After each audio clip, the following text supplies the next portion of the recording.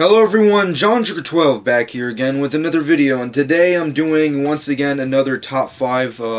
I know it's kind of early. I just uploaded one prior yesterday, but seeing as how something sad happened yesterday, I decided just to honor the person in question basically with the top 5, which is, of course, if you don't know, is Robin Williams. Of course, the great iconic comedic actor Robin Williams passed away yesterday, and I don't know. It was very saddening. It's very heartbreaking to hear that someone that I personally really respected throughout his entire career is unfortunately gone, and I'll never be able to see him in another movie again, or see him voice a character again, or see him on TV anymore.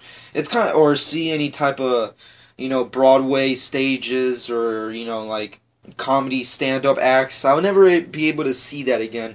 And that's really saddening, and I don't know, it's just really sad to see one of the greats leave. And I was going to make a tribute video, and I actually did, and I uploaded it, but I decided to just take it down because I don't do tributes anymore. Tributes isn't really my thing.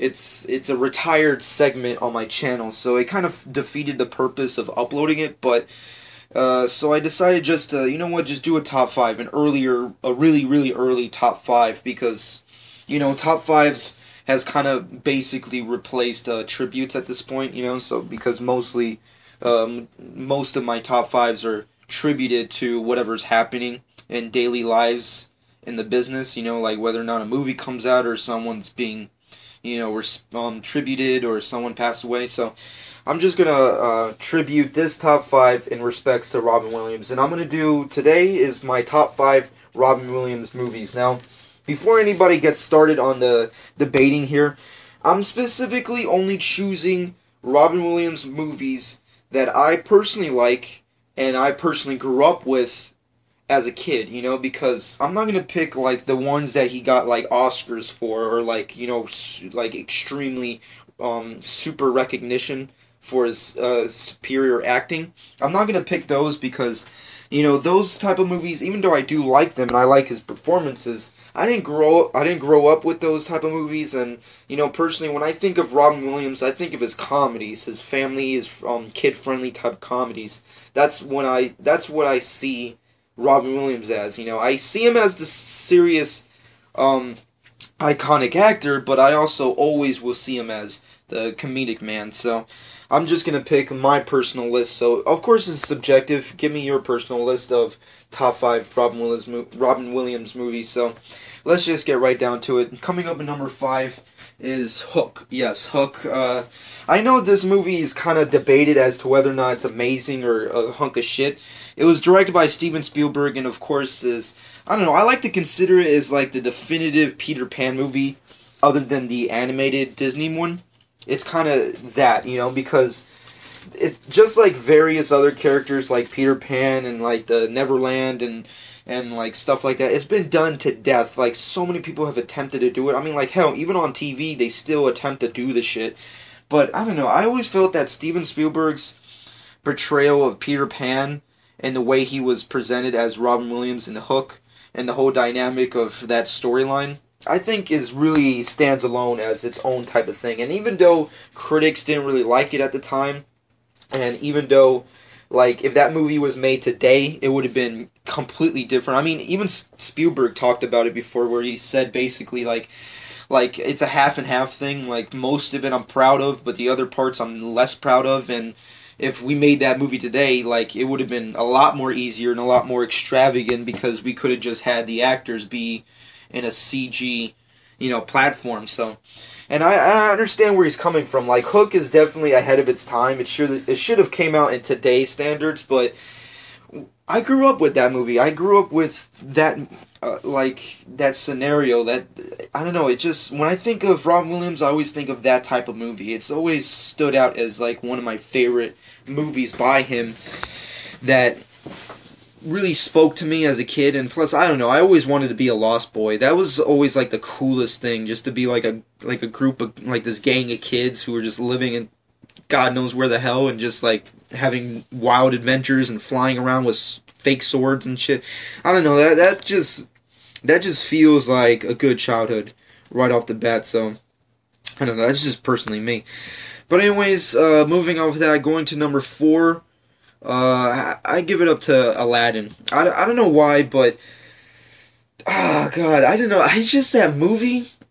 I guess I saw it just way too many times, and it just felt like one of those Disney anime movies that always felt more than what it was shown, you know, because when you watch it now, it doesn't really hold up, I guess. I don't know, I haven't seen it in a long time, but I don't know, every time I see it, I always think of, like, that's his movie, because he's the big, extravagant genie where he can do anything, and he's, you know, has superpowers, and, you know, all this amazing stuff. But then just the expression and, like, the life that he gave, that Robin Williams gave to the character of the genie, just makes that movie. I mean, like, there's tons of awesome characters, and plus, you know, come on, Indian princesses. Jesus Christ, my mind's blowing up. But Aladdin was just awesome. The music, and I don't know. I mean, like, if you even listen to the podcast, you already know that me and Paul like Aladdin. I mean, like, he's always singing that damn god-awful song. Is like Arabian Nights. You know, he's always singing that shit. So, of course, you already know that Aladdin's, like, one of my favorite Disney movies. And plus, that was back in the good old days when Disney was all 2D animation before they went all 3D on our asses, which I continue to think is pointless because, I mean, like, they already own Pixar, so I don't see why they make enough movie off of Pixar. What's the point? I don't know, that's a whole nother subject, but anyways, Aladdin's on my is number 4 for my, you know, personal list.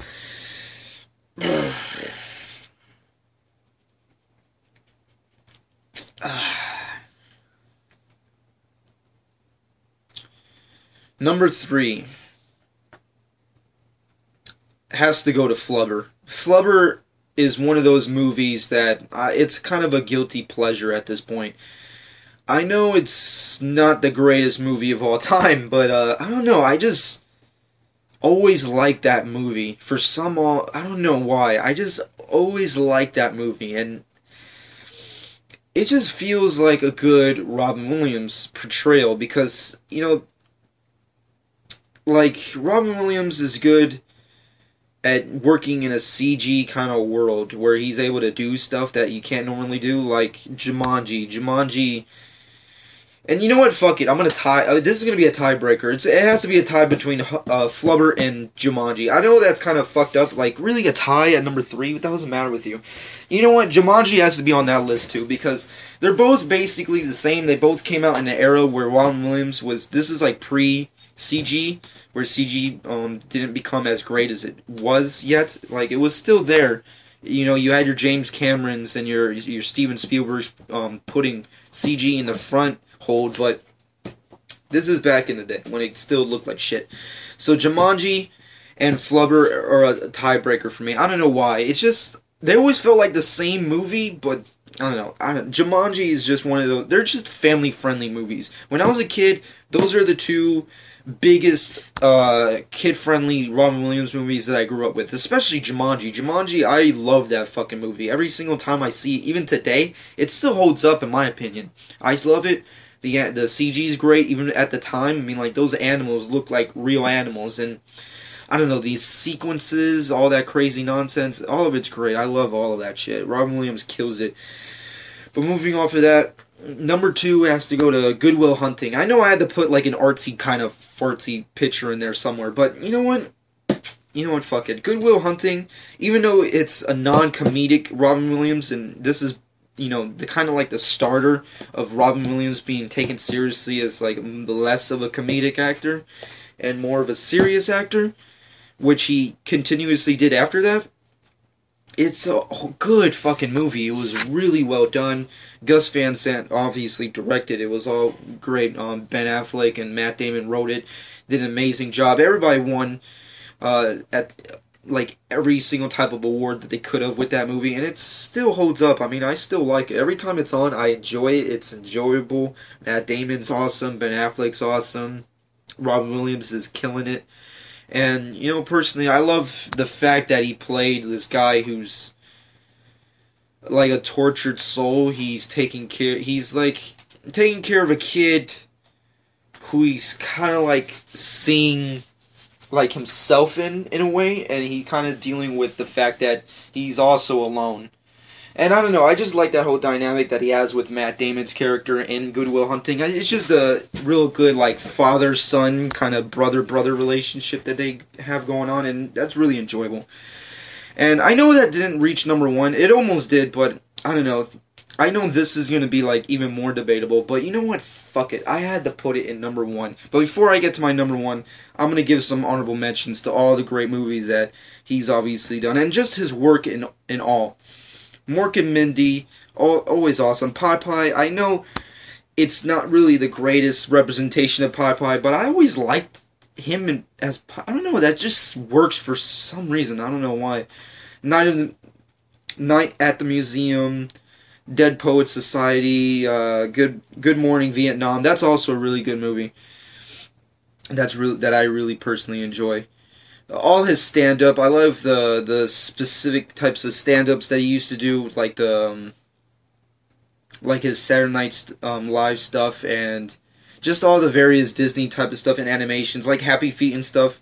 Bicentennial Man. I know that movie, like, also critics kind of don't really like, but I don't know. I always liked that, you know, that really interesting take on like robots and that type of, I don't know. It just felt like a good movie.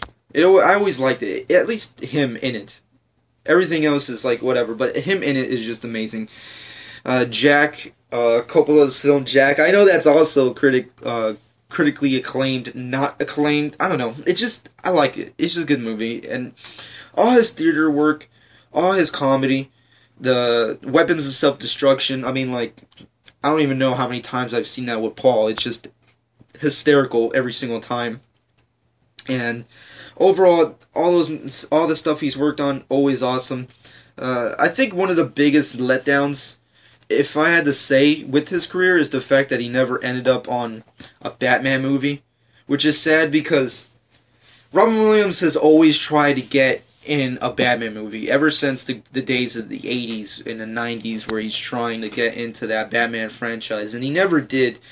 And I kind of feel bad about that. Like, he even from Michael Keaton's, well, not Michael Keaton, ever since, like, the Joker of the 89 Batman all the way down to, like, Chris Nolan's Dark Knight trilogy, he's always tried to get into the Batman franchise. I feel bad that he never got to. That's, like, one of the letdowns. It's like, like, regardless if it's, you know, a bad choice or a good choice, I don't know. I personally think Robin Williams would have been a perfect Hugo Strange. Tell me if anybody agrees with me. If you don't agree with me, screw off. I don't know. That just feels like a great decision right there. Him as Hugo Strange. That would have been awesome casting. I don't know. That's my personal thought. And also Robots. I also really like that animated movie. But moving off of that, going to my number 1 pick. And I know that's kind of strange out of all the good, like, iconic acting that he put in other movies. Like the newer ones that he's been doing. I had to give it up to this movie because every time I see it, I love it. I always think of this movie as like a specific period in time that I grew up in, and that's Miss Doubtfire. I love that movie. That movie is just so awesome, and this is before, like, that became a cliche, you know, where it's like, it was cliche to become like an older grandmother woman, like an old lady woman that a guy would dress up as. That was before it became like a overly used cliche that almost everybody does nowadays, but I just love that movie. Everything about it is great. The music's great, the writing's great. Robin Williams is great as playing like all these various characters, especially Mrs. Doubtfire, the lady himself. Fucking awesome. It just screams to me a Robin Williams original, you know, and that's just my personal take. But then again, that's just me. That's been my top 5. I know I kind of mixed and matched here a little bit. It's not really in any specific order. You know, because at the end of the day, his work is his work. He's gone now, and that's unfortunate, but the great thing about it is, and this is something that I've learned over the course of this year, is basically, it's not good to look at the terms of, like, him gone, but just the amazing work that he's left behind, and it's just good to see his career as it is left intact. So, anyways, I hope you guys enjoyed, and give me your personal list of your top 5 Robin Williams movies, and I hope